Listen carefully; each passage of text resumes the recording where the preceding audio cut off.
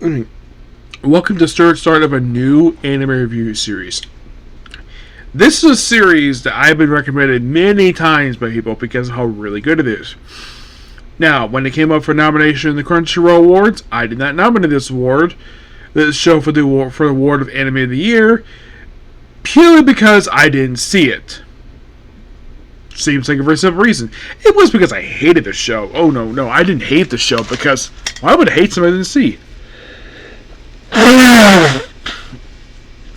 And plus, also the lead voice actor, who is Alex Lee, I'll discuss his character in a minute. I did not vote for him either. For anime voice actor, I voted for Mallory Roddick because I really enjoy her work in Farin, which that one else nominated for Anime of the Year. This one is going to be the first ever anime I've ever going to be discussing, where it's not based on a light novel, a manga, or in the case of Ace Attorney, a video game. This is based upon a manhwa. What is a manhwa? A manga published in South Korea. Yes, a Korean manga. That's what the show is based on. It has been released here. Yes, I've read the first 10 volumes of it. I got a few volumes to go. I was thinking of waiting because I didn't know where the anime went to when it comes to adapting the webtoons. That's basically what I'm reading anyways. And I found out that the thing adapted the first 110 chapters in 24 episodes. I should point out though, the chapters are really short. In the case, the first 2 episodes alone, they cover the first 10 chapters of the webtoon series for this one, Solo Leveling. And by the way, the title of the show is not mentioned in the first 2 episodes at all. And also, I gotta point this out though, a lot of these characters' names are gonna be a bit hard to pronounce. I'm gonna do the best I can to basically pronounce these names. I do know who basically voices them. Basically, Alex Lee voices the main character. Jinthro, he is a Korean character, not Japanese, Korean. As a matter of fact, a majority of the cast of this series is pretty much Korean.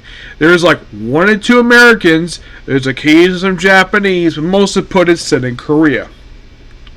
By the way, in case you think am I at the point where he's OP and a god? No, this is just a start. He's basically considered the worst hunter because E rank and he can't use his power. All he can do is basically use a knife. He has to get forward, and he comes back more bruised than he does with money. Now, as for our characters here, well, in the first episode alone, I came across 3 voice actors I was very familiar with. First of which is, well, there's a character by the name of Min Breng-ju, who's voiced by Lee George, I think it is. He is, his voice actor is Lee George. There is Runsik, who is basically a South S-rank hunter.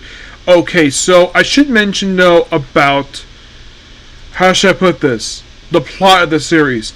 These mysterious portals have been opened up around the world, and basically monsters from fantasy worlds have come out.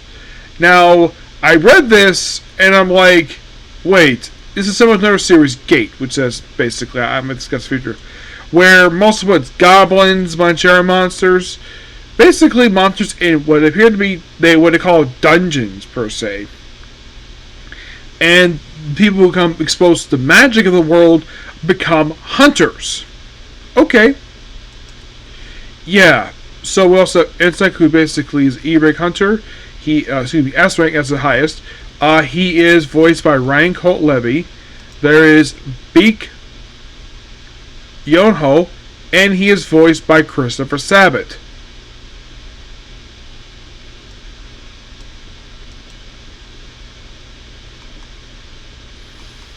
You're like, really?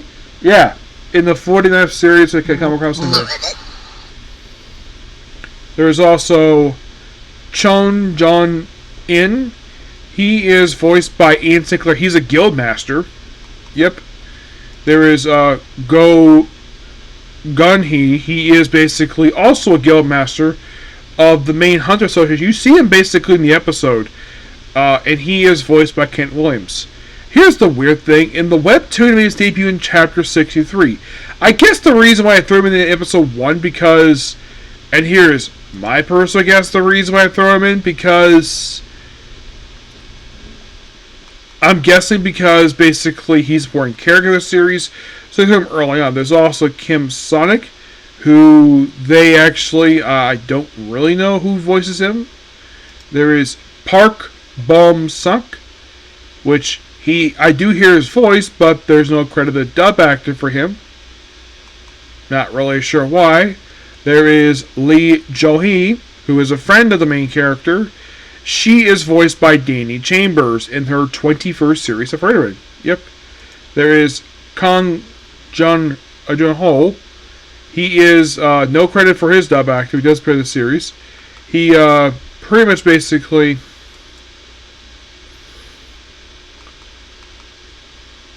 They also have a raid team leader for this dungeon named Song Chi-yo. He is voiced by Sean Hannigan. There is Ju Ja-hwan. He is introduced in episode 1, then he's killed off in the second episode. Yeah, he's voiced by the awesome Tendall. Making really awesome Tendall. Yep. As the same guy who voiced basically the main character of Tokyo. There is Woo Chen-jo. He is basically voiced by Shuwon Cho, probably a Korean actor. There is cameos by Jiwo's sister, his mom. Oh, there is one important character who appears in the very... Well, let's see if we can find her here. Because I know she appears in the first episode.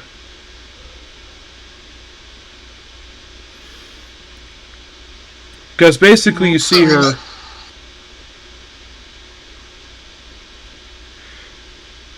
Like, pretty much at the very beginning of the episode. Where we have... No, not that one. Where is this person? Where is she? Because I'm not sure why they threw her in for in the first episode. Okay, here we go. Cha Ha-in, who is kind of basically a very important character in the series, and is voiced by the awesome Michelle Rodriguez. Yes, if you look up on her, anything related to her, like her Twitter page, this character does pop up on there. I saw her picture. This character is there because she probably really loves this character, just like she does voicing Yamato for One Piece and Shion from That's Requires a Slime. Oh, and as for Michelle, this is...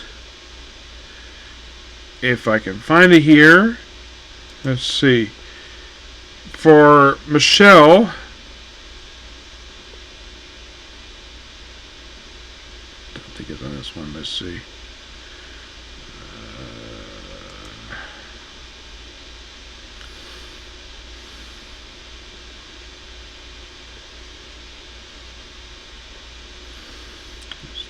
Maybe. This might be it, yes. Okay, for Michelle, this is the...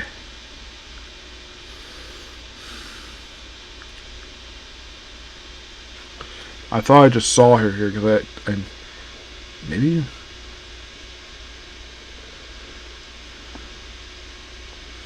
It's not that one. No.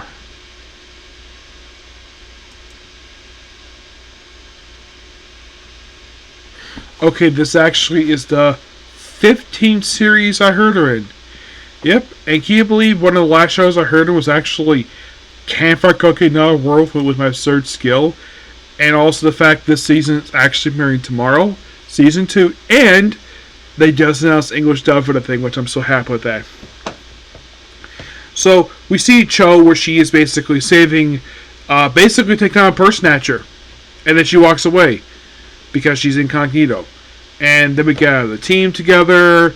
They go on this particular dungeon raid. They go through it, not much issue.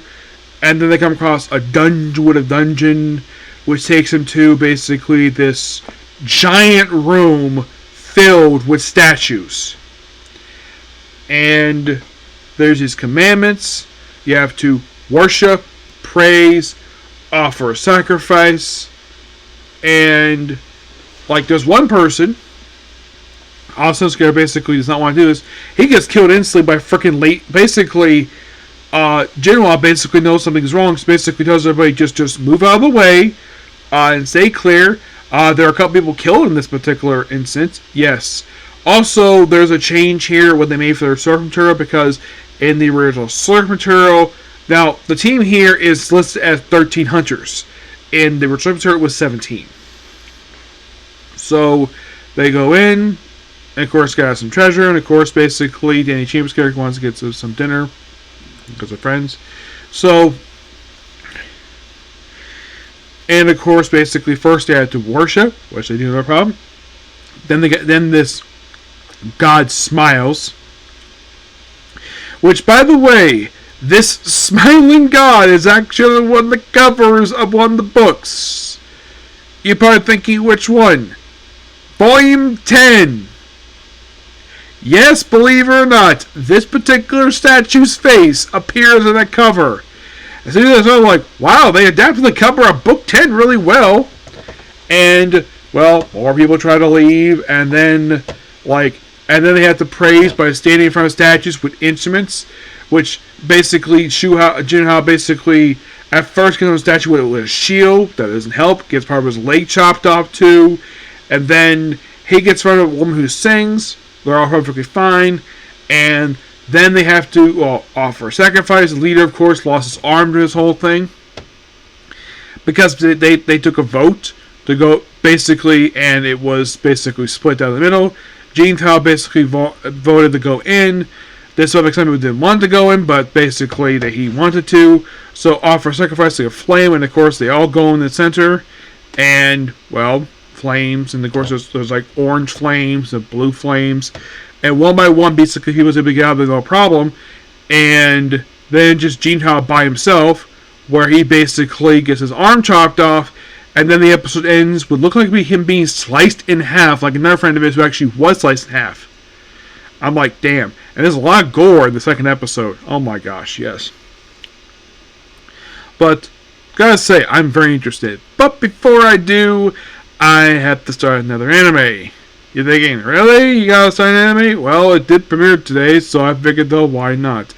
I'm gonna watch that next, and then come right back to this show, no problem. What show is it? Well, you might find out soon, okay? So, that's pretty much it for the video. Please be sure to like, comment, subscribe, turn notifications. See you next video. Bye.